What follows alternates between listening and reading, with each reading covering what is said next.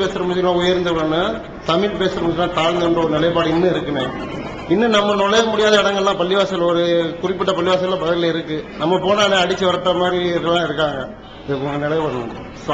அதாவது மதுரையில மாத்திரம் இல்ல, சில ஊர்களில் என்ன நினைக்கிறாங்கன்னா, உருது பேசக்கூடியவங்க ஒரு சிறந்த முஸ்லீம்கள் என்றும், உருது தெரியாமல் தமிழ் பேசக்கூடியவங்க அவங்க அவ்வளவு சிறந்தவங்க இல்லை என்றும் பரவலாக கருதுறாங்க. உருது பேசக்கூடிய மக்கள்ல ஒரு பாதி பேருக்கு இந்த நம்பிக்கை இருக்கிறது, பாதி பேர் கரெக்டா இருக்கிறாங்க.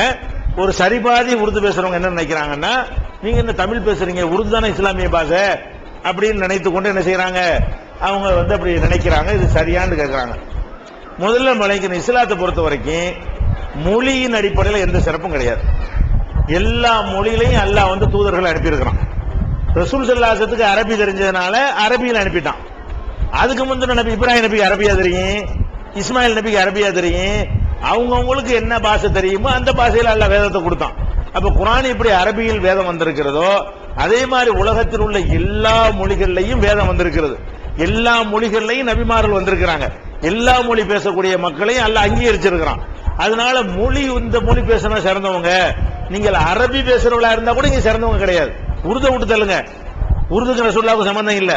நீங்கள் அரபி பேசக்கூடியவர்களா இருந்தா கூட ரசூல் ஸல்லல்லாஹு அலைஹி வஸல்லம் கடைசி ஹஜ்ஜில் என்ன சொன்னாங்க, லா ஃபதுல லி அரபியின் அலா அஜமியின், அரபு மொழி பேசுற எவனுக்கும் வேற மொழி பேசுறவனை விட எந்த சிறப்பும் கிடையாது. அப்ப அரபிக்கே சிறப்பு இல்லைன்னா அப்புறம் உருதுக்கு எப்படி இருக்கு? அதனால அதுக்கான உருது மட்டன்ற அர்த்தம் இல்ல. உருதும் சிறந்தது கிடையாது, அரபியும் சிறந்தது கிடையாது, தமிழும் சிறந்தது கிடையாது. அனைத்தும் சமமானவை. மனிதன் பேசுவது கருத்தை தெரிவிப்பதற்காக இந்த மொழியை கண்டுபிடிச்சிருக்கிறான். நான் இந்த பாஷை பேசுறதுனால நான் சிறந்தவன், நீ அந்த பாஷை பேசுறதுனால மட்டமானவன் என்பது இஸ்லாத்தினுடைய அந்த சகோதரத்துவ சமத்துவ சித்தாந்தத்துக்கு எதிரானது என்று நீங்க ஃபர்ஸ்ட் வழங்கிக் கொள்ள வேண்டும். முதல்ல வழக்கம். ரெண்டாவது என்னன்னு கேட்டா, இதை மட்டப்படுத்துறதுக்காக நீங்க நினைச்சிடக்கூடாது. வரலாற்று ரீதியாக நான் சொல்றேன், எல்லா மொழிகள்லையும் அல்லாஹ் வேதம் கொடுத்திருக்கிறான். எல்லா மொழிகள்லையும் நபிமார்கள் அனுப்பியிருக்கிறான். உருதுல மட்டும் வேதம் வரல, நபி வரல. தமிழுக்கு கூட அல்லாஹ் நபி அனுப்பியிருக்கிறான். தமிழுக்கு கூட வேதத்தை கொடுத்திருக்கிறான். ஏன்? அல்லாஹ்வே குர்ஆன்ல சொல்றான், எந்த ஒரு சமுதாயம் வமா அர்ஸல்னா மிர் ரசூலின் இல்லா பிலிசானி கௌமிஹி, எந்த ஒரு தூதரை அனுப்பினாலும் அந்த மக்கள் பேசுகிற மொழியில் தான் தூதரை நான் அனுப்பியிருக்கிறேன். அல்லாஹ் குர்ஆன்ல சொல்றான், ஒரு தூதரை அனுப்புறதா இருந்தா அந்த மக்களுடைய மொழி என்னன்னு அல்லாஹ் பார்ப்பான். அந்த மொழி தூதருக்கு தெரியுமான்னு பார்ப்பான். அப்படித்தான் நான் அனுப்பி இருந்திருக்கு. குர்ஆன்ல அல்லாஹ் சொல்றான், வமா அர்ஸல்னா மிர் ரசூலின் இல்லா பிலிசானி கௌமிஹி, எந்த ஒரு தூதரை அனுப்புவதாக இருந்தாலும் அந்த மக்களுடைய மொழி பேசக்கூடியவரை தேர்ந்தெடுத்து தான் நான் அனுப்பி வந்திருக்கிறேன்ங்கிறான். இப்படி இருக்கும்போது தமிழுக்கு கண்டிப்பா அனுப்பியிருப்பான், அல்லாஹ் மலையாளத்துக்கு கண்டிப்பா அனுப்பியிருப்பான், கன்னடத்துக்கு அல்ல அனுப்பியிருப்பான், உருதுக்கு அனுப்பியிருப்பான்னு அனுப்பியிருக்க மாட்டான். ஏன்? உருது இதுக்கு பிந்தி உண்டானது. ரசூலுல்லாஹ் கடைசி நபி, ரசூலுல்லாஹ் காலத்துல உருது இல்ல. உருது உண்டாகி ஒரு 500 வருஷம் தான் ஆகுது. உருது மொழி உண்டாகி எவ்வளவு காலம் ஆகுது? 500 வருஷம் தான் உருதுக்கு வரலாறு இருக்கிறது. அந்த முகலாய மன்னர்கள்லாம் வந்த பிறகு பார்சி, சமஸ்கிருதம் எல்லாம் கலந்து உண்டாக்கின ஒரு பாஷை தான் என்னது? ஹிந்தி மொழியில உள்ள தேவநாகரி பாஷை, பார்சி பாஷை, சமஸ்கிருதம் எல்லாம் கலந்து ஒரு மிக்ஸ் ஆகி அதனால ஹிந்தியிலையும் உருதுலையும் ஒரே மாதிரியா சில சொற்கள்லாம் இருக்கும். எழுத்து பார்சி எழுத்தா இருக்கு, வார்த்தைகள் இந்த சமஸ்கிருத வார்த்தைகளா இருக்கும், முக்காவாசி வார்த்தைகள். அப்ப இந்த மொழி இப்பதான் உண்டாகி இருக்கும் பொழுது இதுல நபி வந்திருப்பாங்களா? ரசூலுல்லாஹ்க்கு பத்தி நபி இல்லையே. ரசூலுல்லாஹ் காலத்துக்கு முந்தி இருந்த மொழியா இருந்தா மட்டும்தான் அதுல நபி வந்திருப்பாங்க, அதுல வேதம் வந்திருக்கும். உருது மொழிங்கிறது ரசூல் ஸல்லல்லாஹு அலைஹி வஸல்லம் காலத்துக்கு பிந்தி தான் வந்திருக்குது. இது 1400க்கு முந்தின மொழி கிடையாது உருதுங்கிறது. அப்ப அல்லாஹ் நபி அனுப்ப மாட்டான், ரசூலுல்லாஹ் தான் கடைசி நபி. அப்ப ரசூல் ஸல்லல்லாஹு அலைஹி வஸல்லம் காலத்துக்கு பிறகு ஒரு பாஷையை உண்டாக்கிக்கிட்டு இதுதான் இஸ்லாமிய பாஷை எப்படிங்கிறது? அது மட்டத்துக்கு நான் சொல்ல வரல, சொல்றதா இருந்தா அது மட்டும் சொல்லலாம். அதனால மட்டும் இல்ல, அந்த காலத்துல உருது இருந்தா அதுல நல்லா அனுப்பியிருப்பான், மொழி எல்லாம் வெறுக்க மாட்டான். ஆனா வரலாறு ரீதியா எடுத்தோம்னா நம்ம பாஷையே பிந்தி வந்திருக்குது, இது ரசூலுல்லாஹ் காலத்துல இல்லாம வந்திருக்குது. இந்த பாஷையில கண்டிப்பா வேதம் வந்ததே இல்ல, அல்லாஹ்வுடைய கலாமும் வந்ததே இல்ல, இந்த பாஷையில ஒரு நபி வந்ததும் இல்ல. அப்படி இருக்கிறது ஏன் பெருமை அடிக்கிறீங்க? பெருமை அடிக்கிறதுக்கு அப்படி இருந்தா கூட அடிக்க கூடாது. தமிழ்லயாவது வேதம் வந்திருக்குத, ஒரு நபி கண்டிப்பா அங்க வந்திருப்பாரு. எந்த மக்களுக்கு நபி அல்லாஹ் அனுப்பாம இருக்கலையே. தமிழ்ல இங்க தமிழ் நபி வந்திருப்பாரு, அவர் ஏகத்துவத்தை சொல்லியிருப்பாரு. மலையாளத்துக்கு மலையாள நபி வந்திருப்பாரு, அவர் ஏகத்துவத்தை சொல்லியிருப்பாரு. அப்ப எல்லா மொழிக்கும் எல்லா தூதர்கள் அனுப்பி இருக்கும் போது ஏன் இந்த மாதிரி பாரபட்சம் காட்டுறீங்க? அதனால உருது முஸ்லீம்கள்ல நிறைய பேர் உருது பேசுறதுனால உருது இஸ்லாமிய பாஷை நினைச்சிட்டாங்க. இந்தியாவில் உள்ள முஸ்லீம்கள் அதிகமான பேர் உருதை பேசுகிறார்கள். தமிழ்நாட்டில் தான் கம்மியா இருக்கிறீங்க. ஊபியில உருது பேசுகிறார்கள், காஷ்மீர்ல உருது பேசுகிறார்கள், பீகார் முஸ்லிம்கள் உருது பேசுகிறார்கள், பம்பாயில உள்ள மராட்டிய முஸ்லிம்கள் உருது பேசுகிறார்கள், ஹைதராபாத் ஆந்திராவில் உள்ள முஸ்லிம்கள் உருது பேசுகிறார்கள். அப்ப முஸ்லீம் அதிகமா உருது பேசுறதுனால இஸ்லாமிய பாஷை அப்படி வந்துருச்சே தவிர குர்ஆன் ஹதீஸ் அடிப்படையிலேயோ வேற ஒரு தலீல் அடிப்படையிலேயோ இந்த கருத்து உண்டானது இல்லை. இதை சிதைச்சிருங்க. எந்த பாஷையும் நம்ம சிறப்பிக்க வேணாம். அரபியோ தமிழையோ உருதையோ எதையும் சிறப்பிக்கவும் வேண்டாம், எதையும் மட்டப்படுத்தவும் வேண்டாம். எல்லாமே அல்லாஹ் தான் கற்றுத் தருகிறான். எல்லா பாஷையும் அல்லாஹ்வுக்கு சொந்தமானதுதான் அப்படிங்கிற நம்ம நிலைப்பாட வச்சுக்கணும். பள்ளியாசல்ல அதான் எல்லாத்துக்கும் இந்த பேசிக்கு தான். உருது பேசுறவங்க அங்க வரணும், உருது பேசுற ஆளா இருந்தா தான் இமாமத்து செய்யணும், அவர் தான் முத வரிசையில் நிக்கணும். எல்லாமே பேசிக்கு தான். அது கிடையாதுன்னு நம்பிக்கை கொண்டோம்னா எல்லாம் சரியா வந்துருது.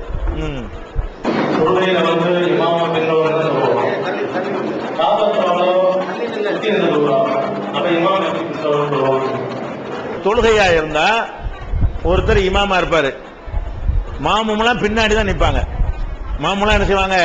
பின்னாடி தான் நிப்பாங்க. ஆனா காபத்துல்லாஹ்ல பாத்தீங்கன்னா அந்த மாதிரி உங்களுக்கு கற்பனை பண்ண முடியாது. ஏன்? இது காபான்னு வச்சுக்கிறங்க, இந்த சதுரமா தானே இருக்குது, இது காபத்துல்லான்னு வச்சுக்கிறங்க. அதுல எப்படி சொல்லுவாங்கன்னா, இங்க ஒருத்தர் இமாம் நிப்பாரு, இவர் தொழுவிக்கிறாரு. தொழுவிக்கும்போது என்ன செய்வாங்க? பின்னாடி எல்லாம் நிக்கிறாங்களா, நின்று தொழுவுறாங்க. இவருக்கு பின்னாடி நின்றுறாங்க. இங்க உள்ளவங்க முன்னாடி நிக்கிறாங்க. இதுக்கு பின்னாடி ஒரு ரவுண்டா சொல்லும் போது இங்கிட்ட உள்ளவங்க எல்லாம் பின்னாடி நிக்கிறாங்க. இங்க ஆப்போசிட்ல நிக்கிறவங்க எங்க நிப்பாங்க? இமாமுக்கு முன்னாடி நிக்கிற மாதிரி தெரிகிறது. அப்ப அப்படி வருதுன்னு கேட்கிறாங்க. இந்த முன்னாடி பின்னாடி என்பதெல்லாம் என்ன விளங்கிக்கணும்னு கேட்டா, இமாமுன்னு ஒரு ஆளை வச்சுட்டீங்கல்ல, வச்சவன் அவர் முன்னாடி நிக்கிறார். அதுக்கப்புறம் ரவுண்டு போடுறீங்க. அந்த ரவுண்டு தான் சப்பு. அங்க சப்பு என்ன, நீங்க ரவுண்டுக்கு ரவுண்டு சப்பு போடணும். சதுரமா இருந்தா சதுரமான சப்பு போடணும், நீளமா இருந்தா நீளமான சப்பு போடணும். அங்க எந்த ரவுண்டு நீங்க போடணும்? முதல் ரவுண்டு, அது முதல் சப்பு. எங்கிட்டு நின்றாலும் முதல் சப்பு நிக்கிறான்னு அர்த்தம். அதுக்கு அடுத்து ரெண்டாவது சப்பு நிக்கிறாங்கன்னு அர்த்தம். அதுக்கு அடுத்த ரவுண்டு மூணாவது சப்பு நிக்கிறாங்கன்னு அர்த்தம். வட்டமா நின்று தொழக்கூடிய நேரத்தில் அப்ப இமாமுக்கு பின்னாடி வந்துடுறாங்க. இமாம் மட்டும் தனி சப்பா நிக்கிறார். அவரோட ஒட்டி யாரும் என்ன செய்யறல, நிக்கிறது இல்ல. அடுத்து வரக்கூடியது முதல் சப்பு. அவர் முன்னாடி நிக்கிற மாதிரி தெரிஞ்சாலும் அவர் பின்னாடி தான் நிக்கிறார். புரியுதா உங்களுக்கு? அது மாடியில நிக்கும்போது உங்களுக்கு தெரிஞ்சிடும். நம்மளும் அப்படி செஞ்சுட்டு இருக்கிறோம். கீழே நிக்கிறீங்க, மேல கீழே இமாம் நிக்கிறாரு, மாடியில மக்கள் நிக்கிறாங்க. எது ஃபர்ஸ்ட் எது செகண்ட்? இப்ப பெண்கள் பின்னாடி நிக்கணும் இருக்கிறது. பெண்கள் என்ன செய்ய? பின்னாடி நிக்கணும் இருக்குது. கீழே ஆம்பளை வச்சுட்டீங்க, பொம்பளைய மேல வச்சுட்டீங்க. அப்ப பின்னாடி நிக்கிறாங்களா நேரம் நிக்கிறாங்களா? பார்த்தா எப்படி தெரியுதுன்னா, இமாமுக்கு நேரம் யார் நிப்பா? இது ஒரு 2 மாடி கட்டணும்னு வச்சுக்கிறோங்க. ஒரு மாடியில் ஆம்பளை வச்சுட்டீங்க, கீழே மேல் மாடியில பொம்பளை நிப்பாட்டி விட்டீங்க. அப்ப இமாம் அங்க நிக்கிறாரு. எங்க மேற்கு? எங்கிட்டது இதே மேற்கு. இது இந்த பக்கம் இமாம் நிக்கிறாரு, மாடி கட்டணும். இது மேல பெண்கள் நிக்கிறாங்க. இந்த புல் பாலுகனிய புல் மாடின்னு வச்சுக்கிறங்க, பெண்கள் நிக்கிறாங்க. இங்க பெண்கள் இங்க நிப்பாங்க. எங்க நிப்பாங்க? இவருக்கு நேரம் நிப்பாங்க. அப்ப இமாமுக்கு பின்னாடி நிக்க சொல்லி இருக்கு, நேரம் நிக்கிறாங்கன்னு சொல்ல முடியுமா? அதுக்கு என்ன அர்த்தம்? இதுக்கு அப்புறம் ஆரம்பிக்குன்னு அர்த்தம். சப்ப எண்ணும் போது 1 2 3 4 5 6 7 எண்ணணும். விளங்குதா? நம்மளே இப்படிதான் எண்ணிக்கிட்டு இருக்கிறோம். பின்னாடி தான் நிக்கிறாங்க. பார்த்தா முன்னாடி மாதிரி தெரியுது, நீங்க முன்னாடி எல்லாம் நிக்கல. இது முடிஞ்சு அது என்ன அர்த்தம் வச்சுக்கிறோம்? இப்படி பார்க்காம இதுக்கு அடுத்தது வருதுன்னு பாருங்க. 1 2 3 4 5 6 7 8 9 10 11 12 8வது சபையில் நிக்கிறாங்கன்னு அர்த்தம். புரியுதா? இப்படி சபை கிடையாது. அதனால இது எப்படி பில்டிங் அமைந்திருக்கிறதோ இமாமை மையமாக வைத்து நம்ம கணக்கு பண்ணிக்கிற வேண்டியதான். இமாமு மேல நின்றாருன்னு வைங்க, அப்ப என்ன ஆயிரும்? அது முதல் சப்பாயிரும். ஆம்பளைய மாடியில வச்சுட்டு பொம்பளைய கீழே வச்சுக்கன்னு வைங்க, அதுவும் நீங்க செய்யலாம். இந்த காபாவுல தொழுவது ஆதாரமா வச்சுக்கலாம். அதுக்கெல்லாம் மேல நிக்கிறது இமாம் நிக்கிறது என்னது? முதல் சப்பாயிடுச்சு. பொம்பளை கீழே நிப்பாங்க, அதான் கடைசி சப்பு. கீழே என்னது? இந்த சப்பை எண்ணி முடிச்சுட்டு கடைசி அங்க வந்துட வேண்டியதான். அந்த மாதிரி அதை கணக்கு எடுத்துக்கிட்டீர்களே ஆனால் கண்டிப்பா இமாமுக்கு பின்னாடி தான் நிக்கிறாங்க. இரண்டாவது இந்துக்களுக்கும் முஸ்லிம்களுடைய வித்தியாசம் தொழுகை. தொழுகை இல்லாத கணவன் மனைவியும் வாழ்க்கையை கொண்டு செல்வது கூடுமா? இதுதான். அதாவது தொழுகை என்பது ரொம்ப அவசியமாக வலியுறுத்தப்பட்டிருக்கிறது. அதுதான் முஸ்லிமுக்கும் முஸ்லிம் அல்லாதவனுக்கு வேறுபாடு என்கிற அளவுக்கெல்லாம் சொல்லப்பட்டிருக்கிறது. அப்படி இருக்கக்கூடிய நேரத்தில் அந்த தொழுகை இல்லாத ஒரு கணவனோட மனைவியும் தொழுகை இல்லாத மனைவியோட கணவனும் சேர்ந்து வாழலாமா அப்படின்னு கேட்கிறாங்க. இதுல நல்லா விளைக்கணும், தொழுகையை முக்கியத்துவப்படுத்திருக்கா அதெல்லாம் சொல்லப்பட்டிருக்கிறது. ஆனால் தொழுகை இல்லைங்கிறதுனால திருமண உறவை ரத்து செய்யணுங்கிறது கிடையாது. திருமண உறவு ரத்து செய்வதற்கு நமக்கு என்ன சொல்லப்பட்டிருக்குன்னா, இணை கற்பித்தா தான். நீங்க என்ன செய்யாதீங்க, இணை கற்பித்தவர்களை நீங்கள் திருமணம் செய்யாதீர்கள். அல்லாஹ்வுக்கு ஷிர்க் வைக்கல என்று சொன்னால் அதை சொல்லி சொல்லி நம்ம என்ன செய்யணும், திருத்தத்துக்கு கொண்டு வரணும். அது தப்புங்கிற விஷயம் வேற. அதுக்காக குடும்ப வாழ்க்கையை முறிக்கிற அளவுக்கு உள்ள மேட்டரான்னு கேட்டா அப்படிப்பட்ட மேட்டராக மார்க்கத்தில் சொல்லப்படல. மார்க்கத்தில் கணவன் மனைவி எப்ப பிரியணுங்கிற கட்டாயம் வரும் என்று சொன்னால் அந்த ஷிர்க் வைத்தால் மட்டும்தான் ஹராம் ஆயிரும். இணை கற்பித்தார்கள் என்று சொன்னா அவங்க ரெண்டு பேரும் வாழ்வது ஹராம் ஆகிவிடும். அப்படி இல்லாம ஒரு செயல் சரியில்லை, குடிக்கிறான், வேற மாதிரி செயல்களா இருக்குது, தொழுவ மாட்டேங்கிறான், நோன்பு வைக்க மாட்டேங்கிறான், வேற கெட்ட செயல்லாம் இருக்குது. இப்படி இருந்தா பிரிகிறது கட்டாயமான கட்டாயம் கிடையாது, உரிமையான உரிமை இருக்கிறது. நீங்க என்ன செய்யலாம், நம்ம ஏன் இப்படிப்பட்ட ஒருத்தனோட வாழணும் வேணான்று நீங்கள் முடிவு எடுத்தால் அந்த உரிமை மார்க்கத்தில் உங்களுக்கு இருக்கிறது. ஒரு குடிகார கணவனா இருக்கிறானா அவனை விட்டு நீ பிரிஞ்சு ஆகணும்னு மார்க்கம் சொல்லல. பிரியணும் நீங்க முடிவு எடுத்தால் பிரியலாம். மார்க் எப்படி என்ன செய்யலாம், குலா முறையில பிரிந்து கொண்டு ஒன்னு வாழ விரும்பல அப்படி சொல்ற உரிமை உங்களுக்கு இருக்கிறது. அப்படி செய்ய தவறினால் கொஸ்டின் கிடையாது, அனுமதி இருக்கிறது. அதாவது சிறுக்குண்டா மட்டும்தான் கண்டிப்பா பிரியணும், நல்லா கேள்வி கேட்பான். சிறுக்கு இல்லாத விஷயமா இருந்தா நீங்களா பேணுதலை நாடி இந்த மாதிரி ஆளோட வாழ்ந்தோம்னா எல்லாம் பிள்ளைலாம் கெட்டு போயிடும் அப்படின்னு நீங்க நினைக்கலாம். நம்மள்ட்ட இந்த ஈமான் குறைஞ்சுன்னு நீங்க நினைக்கலாம். இவன் குடிக்கிற ஆளா இருக்கனால நமக்கு பேர் கெட்டு போகுது அப்படின்னு நினைக்கலாம். இப்படி பல காரணங்களுக்காக வேண்டி ஒரு பெண்ணுங்க ஆணை வேணான்னு சொல்லலாம், ஒரு ஆணு பெண்ணை வேணான்னு சொல்லலாம். அந்த தலாக்கு குலாங்கிற உரிமை அடிப்படையில நீங்கள் பயன்படுத்திக் கொள்ளலாம். செஞ்சு ஆவணுங்கிறது ஒண்ணுக்கு மட்டும்தான். கபர் சம்பந்தப்பட்ட கேள்வி. அதாவது ஒரு மனிதன் இறந்த பிறகு கபர்ல அடக்கம் செஞ்ச பிறகு அவங்க முன்கர் விசாரணை செய்வாங்க. அவங்க சொல்ல பதில வச்சு அவங்களுக்கு விசாலமான படம் அந்த நெருக்கடி ஏற்படுத்தப்படும் சொல்லி வருது. அது ஒரு திருமலை குரான சொல்லி அதை மறுக்கிறாங்க. அதாவது 16வது அத்தியாயம் 34வது வசனம், இத்தகைய உயிரை மலக்கள் அவர்கள் பரிசுத்தவன்களாக இருக்கும் நிலைமையில் கைப்பற்றுகின்றனர். சலாமுன் அலைக்கும், நீங்கள் செய்து கொண்டதன் காரணமாக சோனபதிக்கு செல்லுங்கள் அப்படின்னு சொல்லி அந்த அவங்களுக்கு சொல்லப்படுது. அப்ப நேரடியா சோனபதிக்கு அது மாதிரி சென்றதுக்கு அப்புறம் அப்புறம் திரும்ப ஒரு அவங்களுக்கு விசாரணை கேள்வி அப்படின்ற மாதிரிலாம் வருது. அப்படி மாற்றி சொன்னோம்னா அந்த குரான் வசனத்துக்கு மாறா நீங்க பதில் சொல்றீங்க அப்படின்னு கேட்கறாங்க. அதுக்கு பதில் சொல்லுங்க. நம்ம நம்பிக்கை பிரகாரம் ஒரு மனிதர் இறந்த உடனே அவர் சொர்க்கத்துக்கோ நரகத்துக்கோ போறது இல்லை. ஒட்டுமொத்த உலகம் அழிஞ்ச பிறகுதான் அந்த ஜட்ஜ்மெண்ட். அதுக்கு ஒரு நாளைத்தான் எல்லாம் வச்சிருக்காங்க. ஃபர்ஸ்ட் நம்ம விளங்கிக் கொள்ள வேண்டிய விஷயம் என்னன்னு கேட்டா, தீர்ப்பு அளிப்பதற்கு ஒன்றே தான். அது ஒவ்வொருத்தருக்கும் தனித்தனி டேட்டு கிடையாது. நான் இன்னைக்கு செத்தவன எனக்கு தீர்ப்பு, நாளைக்கு நீங்க செத்தா உங்களுக்கு நாளைக்கு தீர்ப்பு, நாளை கழிச்சு உங்களுக்கு தீர்ப்புனா மாலிக்கு யௌமுத்தீன் தேவையே இல்லை. யௌமுத்தீன் நியாய தீர்ப்புக்கு ஒரே நாள் தான். அப்படின்னா என்ன அர்த்தம், அனைவருக்கும் ஒரு நாளில் தான் அந்த தீர்ப்பு அளிக்கப்படும். சொர்க்கத்துக்கு போங்க நரகத்துக்கு போங்க என்கிற உத்தரவு ஒரு நாள். அந்த ஒரு நாள்ங்கிற பெரிய நாள், நம்ம நாள் கிடையாது. அந்த ஒரு நாள் என்பது ஒரு 1000 வருஷத்துக்கு நிகரானதுன்னு அல்லாஹ் சொல்றான். இந்த ரப்பிக்க கல்வி சனத்தின் மிம்மா தவுத்தூன், அல்லாஹ்விடத்தில் ஒரு நாள் என்பது உங்க கணக்குப்படி 1000 வருஷத்துக்கு சமம். அந்த ஒரு நாள் என்பது அவ்வளவு பெரிய லாங்கா இருக்கும், நீளமான நாளா இருக்கும். அந்த நாளில் அல்லாஹ் தீர்ப்பளிக்கும் பொழுதுதான் சொர்க்கத்துக்கு சொர்க்கம் நரகத்துக்கு நரகம். அதான் நியாய தீர்ப்பு நாளின் அதிபதினு அவனுக்கு பேரு. ஃபர்ஸ்ட் நம்ம என்ன நம்பணும்னு கேட்டா, சொர்க்க நரகம்ங்கிற தீர்ப்பு ஒரே நாளில் தான் அளிக்கப்படும். ஆதம் அலைஹிஸ்ஸலாத்துக்கும் அன்னைக்கு தான் கடைசியா சாவுவான அவனுக்கு அதுதான். உலகம் அழியும் போது கடைசியா ஒருத்தன் சாவுவான்ல அவனுக்கும் அன்றைக்கு தான் தீர்ப்பு. முதல்ல இறந்து போன ஆதம் அலைஹிஸ்ஸலாத்துக்கு அதுதான் அன்னைக்கு தான் தீர்ப்பு. ஒரே நாளில் தான் அனைவருக்கும் தீர்ப்பளிக்கப்படும். நம்ம தாத்தாவுக்கும் அன்னைக்கு தான் தீர்ப்பு, நமக்கு அன்னைக்கு தான் தீர்ப்பு, நம்ம பேரனுக்கு அன்னைக்கு தான் தீர்ப்பு. இதை அடிப்படையை நீங்க விளங்கிக் கொள்ளணும். அப்பனா சொர்க்க நரகத்துக்கு போயிட்டாங்க வந்துட்டாங்கன்னு வரக்கூடியதெல்லாம் அந்த நற்செய்தி சொல்லப்பட்டுச்சுன்னு விளங்கிக் கொள்ளணும். மலக்குமார்கள் கைப்பற்றும் பொழுது நீங்கள் சொர்க்கத்திற்கு செல்லுங்கள் அப்படின்னா என்ன அர்த்தம் விளங்கிக்கிறேன்னு, அவங்களுக்கு சொர்க்கம் போவார்கள்ங்கிற நற்செய்தி சொல்லப்பட்டுச்சுன்னு விளங்கிக்கணுமே தவிர ஜட்ஜ்மெண்ட் வழங்கப்பட்டுச்சுன்னு எடுத்துக்கொள்ள கூடாது. ஏன்? ஒரு நாளில் தான் சொர்க்க விசாரணை இருக்கிறது, பல ஃபார்மாலிட்டிஸ் அங்க இருக்கிறது. அதாவது அந்த முடிவு சொல்லிட்டா கூட மறுமை நாள்ல எப்படிலாம் இருக்கிறது, முதல் புஸ்தகத்தை கொண்டாந்து எல்லாம் கொடுப்பான், உன் கை பிடிவோம், இதை படிச்சு பாரு, வலது கையில சில பேருக்கு, இந்த கையை போடுறான்னு இடது கையில சில பேருக்கு, உன் புஸ்தகத்தை நீனே படிச்சு பாருன்னு சில பேருக்கு, அதெல்லாம் பார்த்து கணக்கு வழக்கெல்லாம் பார்த்து நன்மைகளை எடை போடுறதுக்கு அதுக்கு ஒரு ஸ்கேல் அவன் வச்சிருப்பான். நம்ம இன்னைக்கு எடை போடுறோம்ல, திராசுன்னா நம்ம எப்படி நினைச்சுக்கிற கூடாது, திராசுன்னா படிக்கல் வச்சு, அது ஒரு காலத்துல இருந்துச்சு. இப்ப வெயிலுக்கெல்லாம் திராசு இருக்கிறது, காத்துக்கு திராசு இருக்கிறது, சத்தத்துக்கு திராசு இருக்கிறது, அதுக்கு வெவ்வேறு பேரு. டெசிபல் அளக்கிறதுக்கு திராசு வச்சிருக்கிறான், வெப்பத்தை அளக்கிறதுக்கு வெப்பமானி திராசு வச்சிருக்கிறான், குளிர்ச்சி அளக்கிறதுக்கு திராசு வச்சிருக்கிறான். அது மாதிரி எல்லா வேகத்தை அளக்கிறதுக்கு என்ன செய்யறான், ஸ்பீடாமீட்டர் சொல்லி அதுக்கு திராசு வச்சிருக்கிறான். அவன் நன்மையை வேற அவன் ஒரு திராசை போட்டு நிற்பான். நம்முடைய அமல்களை ஒரு டைப்பா என்ன செய்வான், அவன் நிறுத்து பார்ப்பான்.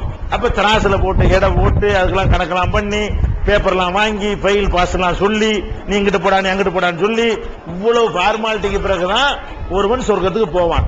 அப்ப சொர்க்கத்துக்கு போனதாக எங்கெல்லாம் நீங்க பாக்குறீங்களோ அதுக்கு என்ன அர்த்தம் இல்ல, சொர்க்கத்துக்கு போயிட்டாங்கன்னு அர்த்தம் கிடையாது. அதுக்கு என்ன அர்த்தம், அதற்கான ஒரு நற்செய்தி சொல்லப்பட்டதுன்னு அர்த்தம். ஒரே ஒரு சாராருக்கு மட்டும் சொர்க்கத்துக்கு போயிருவாங்க. யாருன்னு கேட்டா அல்லாஹ்வுடைய பாதையில உயிரை தியாகம் செய்தவர்களாக இருந்தால் அவங்க மட்டும் என்ன செய்வாங்க, இறந்த உடனே சொர்க்கத்துக்கு போயிருவாங்க. ஆனால் மனிதர்களாக போக மாட்டார்கள். அந்த உயிர் மனிதனுடைய உயிராக இருக்கும், அந்த உடல் பறவை உடலாக இருக்கும். பறவை உடலுக்குள்ள அந்த உயிரை வைத்து நல்லா சுத்தி திரி, சொர்க்கத்துல சுத்தி திரி நல்லா சொல்லுவான். அது அது நம்ம இந்த உடம்பு கொண்டு அனுபவிச்சாங்க அனுபவிக்கிறது. பறவை மாதிரி போய் தின்னா என்னத்தை திங்க முடியும், ஒரு நவாப்பழம் தின்னா வயிறு நிறைஞ்சிடும். அதனால அது நல்லாவா இருக்கு, மனுஷன் மாதிரி போனா தான் அது சொர்க்கமா இருக்கு.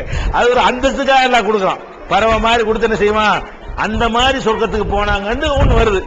மத்த எல்லாமே என்ன அர்த்தம்னு கேட்டா, உயிரை கைப்பற்றும் பொழுது மலக்குகள் சொல்வார்கள் சொர்க்கத்திற்கு போங்கள் என்று சொல்வார்கள்னா என்ன அர்த்தம், அது சொர்க்கம் உங்களுக்கு உறுதியாச்சுப்பா, நீங்க ஒழுங்கா நடந்தீங்களா கண்டிப்பா எல்லாம் தருவாங்கிற முன்கூட்டியே நற்செய்தி, போயிட்டாங்கன்னு அர்த்தம் கிடையாது. அதனால இந்த மாதிரி வசனங்கள் கபருடைய வேதனைக்கு எதிரானது கிடையாது. இன்னும் சொல்ல போனா நியாய தீர்ப்பு நாள் ஒரு நாள் இருக்கிறத கபரு வேதனை இருக்குங்கிறது ஆதாரமா தரு. அது வரைக்கும் என்ன செய்வான், இப்ப இல்லைன்னு சொர்க்கம் இல்லைன்றாவது அது கபரு வேதனையை உறுதிதான் படுத்துகிறது. சரியா? சரி. கண்ணீர் என்பதுண்டா, அதனால பாதிப்புகள் ஏற்படுமா? கண் திருஷ்டிங்கிறாங்களா, கண்ணீர் சொல்லுது, கண் திருஷ்டிங்கிறாங்க. திருஷ்டி, இந்த திருஷ்டியினால பாதிப்பு ஏற்படுமா அப்படின்னு அவங்க கேட்கிறாங்க. திருஷ்டியை பொறுத்த வரைக்கும் அதுக்கு அது இருக்குது என்று சொல்லக்கூடிய வகையில் ஹதீசுகள் நிறைய இருக்கிறது. அல் ஐனு ஹக்குன், கண்ணேறு என்பது உண்மைதான் என்கிற கருத்தில் என்ன இருக்குது, ஹதீசுகள் இருக்கிறது. ஆனால் ஹதீசுகளை பொறுத்த வரைக்கும் எந்த ஒரு ஹதீஸா இருந்தாலும் இஸ்லாத்தினுடைய பேசிக்கான ஒரு அடிப்படை கொள்கைன்னு ஒன்று இருக்கிறது. குர்ஆன்ல உள்ள அறிவுரைன்னு போதனைன்னு ஒன்று இருக்கிறது. அத மாத்தமான ஒரு கருத்து ஹதீஸ்ல வறுமையானால் நம்ம அந்த ஹதீஸை நிறுத்தி வச்சுக்கணும். அதை நம்ம ஆத்தன்டிக்கா என்ன செய்யக்கூடாது, எடுத்துக்கொள்ளக்கூடாது. இப்ப இந்த சிகர சூனியம் எடுத்துக்கிறாங்கன்னு வைங்களேன், சூனியத்துக்கு எதிராக அவ்வளவு வசனங்கள் குர்ஆன்ல இருக்கிறது. ஒரு ஹதீஸ்ல என்ன வருதுன்னா ரசூலுல்லாஹ் சூனியம் செஞ்சாங்கன்னு வருது. அது சரியானது இல்ல. ஒரு மனிதன் அப்படிலாம் செய்ய முடியாது. மனிதன் மனிதன் செய்யற வேலையை செய்ய முடியுமே தவிர அல்லாஹ் செய்யற வேலையை செய்ய முடியாது. இந்த சூனியத்துல என்ன மாதிரி வருது, அல்லாஹ் செய்யற வேலையை செய்யற மாதிரி வருது. அதாவது அவன் கையை வைக்க மாட்டான், அடிக்க மாட்டான், உதைக்க மாட்டான், அறுவாளை கொண்டு குத்த மாட்டான். ஆனா அங்க உட்கார்ந்துட்டு எனக்கு நோய் உண்டாக்கிறேன், எப்படி அது அல்லாஹ்வுல செய்வான்? ஒரு மனிதனுக்கு கேடு செய்யறதா எப்படி கேடு செய்வீங்க நீங்க? எனக்கு கேடு செய்யறதா இருந்தா ஒரு கல்லை விட்டு எரிஞ்சு கேடு செய்யலாம், கத்தி எடுத்து குத்தி கேடு செய்யலாம், அல்லது விஷத்தை கரைச்சி வாயில ஊத்தி என்ன செய்யலாம், எனக்கு கேடு செய்யலாம், அல்லது செருப்பு கட்டை அடிச்சு கேடு செய்யலாம். ஒரு மனிதனுக்கு கேடு செய்வதா இருந்தா உங்களிடமிருந்து என்னமாவது என்கிட்ட அடையணும், அடைஞ்சாதான் கேடு செய்ய முடியும். நீங்க பாட்டு கையை கட்டிக்கிட்டு உனக்கு சூனியம் வச்சுட்டேன், காலை முடக்கிட்டேன், என்னடா முடக்கிட்டேன் கையை கட்டிக்கிட்டு இருக்கிற, இப்படி செய்யறோம். அல்லாஹ்வுல ஆகுண்டா ஆகுறது யாருக்கு தான், அல்லாஹ்வுக்கு தான். நீங்களும் நானும் ஏதாவது செய்யறதா இருந்தா என்னமாவது ஒரு சாதனத்தையோ ஒரு வழிமுறையோ கையாண்டா தான் ஒரு மனுஷனுக்கு கேடு செய்ய முடியும். அப்ப அல்லாஹ் செய்யற மாதிரி மனுஷன் செய்யறான்னா அது ஒத்துக்கிற கூடாது. அது இஸ்லாமிய அடிப்படைக்கு மாற்றம், அது பக்கா ஷிர்க், இணை வைத்தல் ஆகிவிடும். இந்த சிகருங்கிற சூனியங்கிறது அப்படித்தான் அமையுது. எப்படி அமையுது, அவர் எங்கேயே இருப்பாராம், அங்க உட்கார்ந்துக்கிட்டு பொம்மையில ஒரு குத்து குத்துவாரா, எனக்கு வைத்த வலிக்குமா, அங்க பிடிச்ச அந்த பொம்மை காலை மடக்குவாரா, என் காலம் மடங்கிருமா, இப்படி எல்லாம் செய்வதற்கு எப்படி இது மனிதன் செய்யற வேலை இல்லையே, இது ஏன் காலை மடக்கிறதா காலை வந்து மடக்க சொல்லு, அது அவருக்கு முடியும்.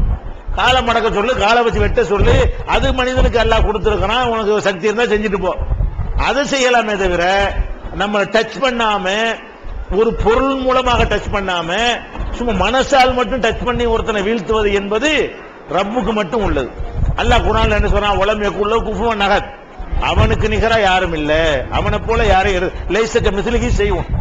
இந்த அடிப்படையில் இந்த சிகிர் ஹதீஸ்ல வந்தாலும் இது குர்ஆனுக்கு மோதுங்கிறதுனால அது ஏதோ தப்பா சொல்லியிருப்பாங்க அப்படின்னு விட்டுருவோம். அந்த கண்டிச்சு எடுத்து பார்த்தீங்கன்னா இதே மாதிரி தான் இருக்கும். இதே மாதிரி இருக்கு, அல்லாஹ் செய்யற வேலையை தான் அவனும் செய்யறான். அவன் கண்ணால பாப்பானா எனக்கு ஏதாவது பண்ண எப்படி பாது, நீ கண்ணால என்னை பாக்குற, ஒரு கத்தியால பாரு எனக்கு ஏதாவது இடைஞ்சல் பண்ண முடியும், ஒரு கல்ல விட்டாவது எரி எனக்கு ஏதாவது செய்ய முடியும், ஒரு விஷத்தையாவது கூட எனக்கு ஏதாவது செய்ய முடியும். பார்த்தான் படுத்துட்டான்னா பார்த்தவன படுக்கிறது யாருடைய வேலை, ரப்புக்கு தான் அது முடியும். ஒரு பார்வையில எரிக்கிறது, மலைக்கு காட்சி தந்தா அப்படி சாம்பலா போச்சு. ரப்புக்கு செய்யற வேலையை மனுஷன் செய்வானே, அப்படி மனுஷன் அப்படி கண்ணுல அப்படி பவர் கொடுத்திருக்கிறானா? அப்ப இது வந்து இறைத்தன்மை உள்ள மாதிரி அதை சித்தரிக்கப்படுகிறது.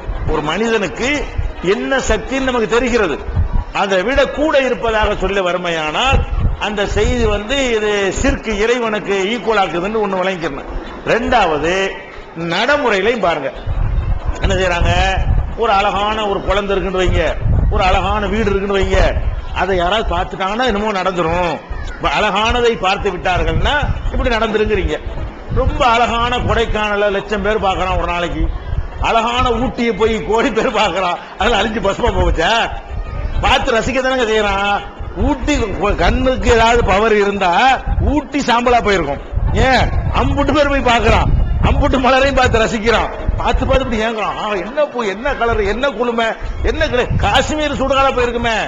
அப்ப காஷ்மீரை போய் ரசிக்கிறான், ஊட்டியை ரசிக்கிறான், உங்க பிள்ளைக்கு மட்டும் தனியா டச் பண்ணிருமா கண்ணு. அப்ப எவ்வளவு விஷயங்கள் இருக்கிறது. அதே மாதிரி வந்து இப்ப வந்து வீட்டுல பெண்கள்லாம் இருக்காங்க, எல்லாரும் பார்த்து ரசிக்கிறது இல்ல.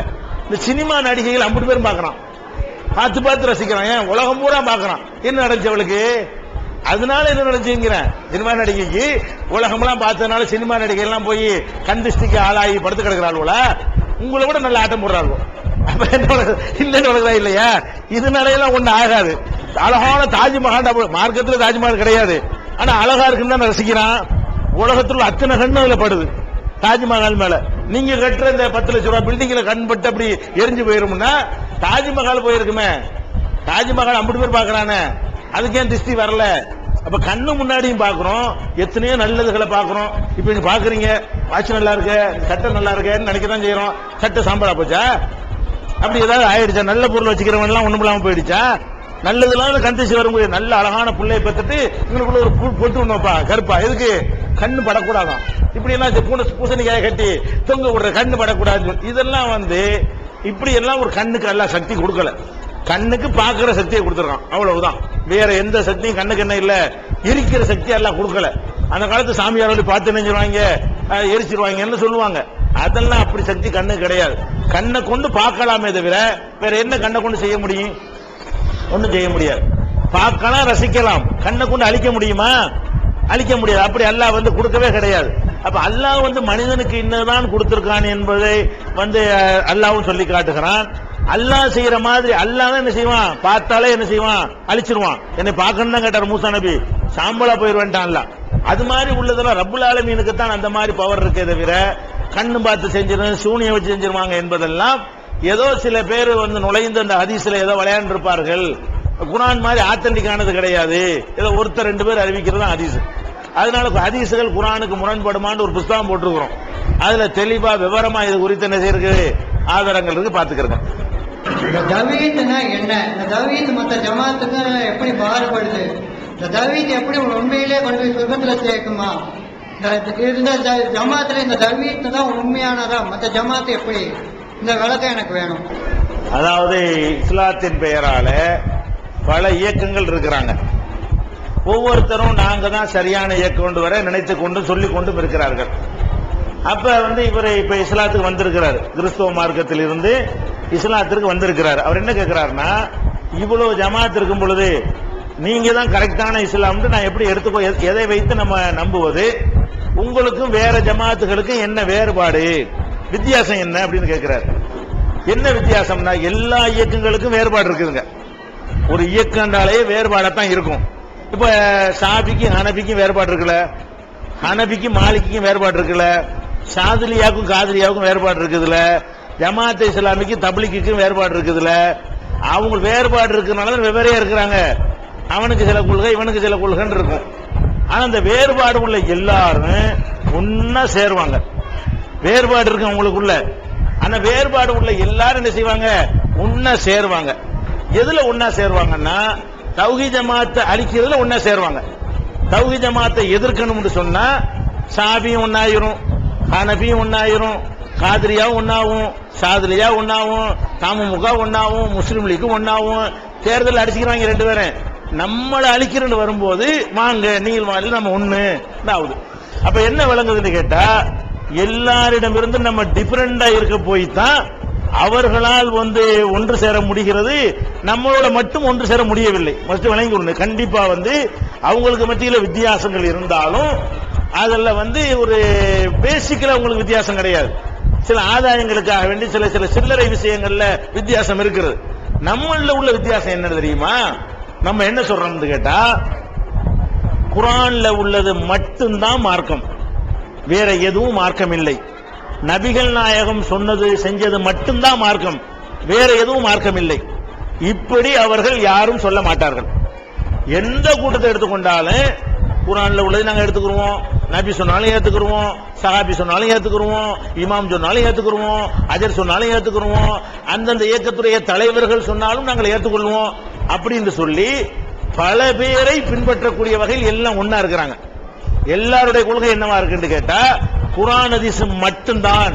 சஹாபி சொன்னா கூட ஏத்துக்கிற மாட்டோம். நபிகள் நாயகத்தினுடைய தோழர்கள் ஒன்றை சொன்னா கூட அவங்களுக்கு வஹி வரவில்லை, அல்லாஹ்விடமிருந்து அவங்களுக்கு செய்தி வரவில்லை, அது மார்க்கமாகாது. அவங்க நல்லவங்க, ஆனா அதுக்காக அவங்க சொன்னதெல்லாம் ஏத்துக்கிற வேண்டியது இல்ல அப்படின்னு நம்ம சொல்றோம்.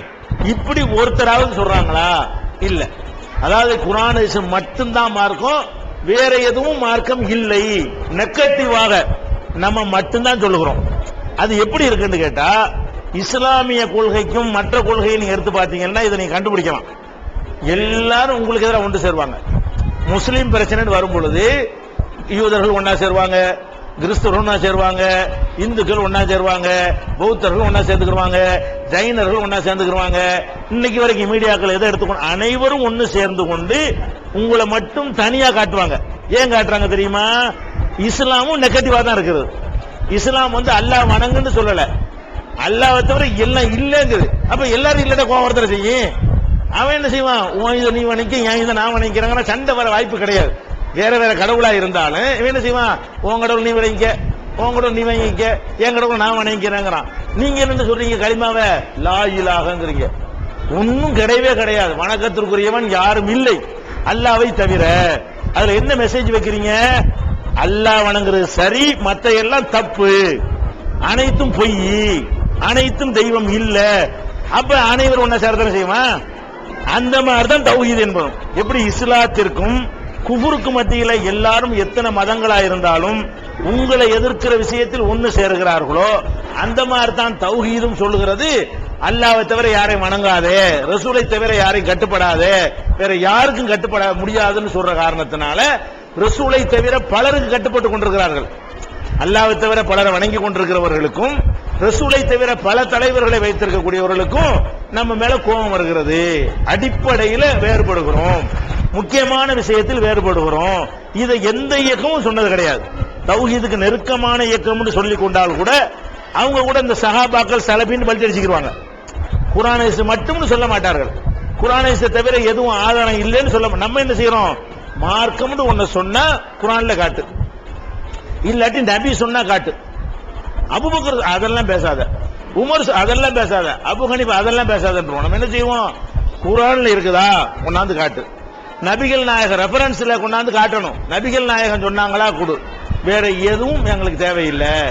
இந்த ரெண்டு தான் கலிமாவில் நீங்க சொல்றீங்க. இஸ்லாத்துக்கு வரும்போது ஒன்னு லா இலாஹ இல்லல்லாஹ்னு சொல்லி அல்லாஹ்வை ஏத்துக்கிறீங்க, முஹம்மது ரசூலுல்லாஹ்னு முஹம்மதை ஏத்துக்கிறீங்க, வேற யாரையும் ஏத்துக்கிற வேண்டிய அவசியம் கிடையாது. அந்த ரெண்டில் மாத்திரம் நிக்கிறோம். அவங்க அலை பாய்ந்து கொண்டிருக்கிறார்கள். அதனால என்ன செய்யறது? வேறுபாடா இருக்கிறது. இதுதான் கரெக்டான கொள்கைங்கிறது. இது ஒரு பெரிய ஆதாரமா இருக்கிறது. அல்லாஹ்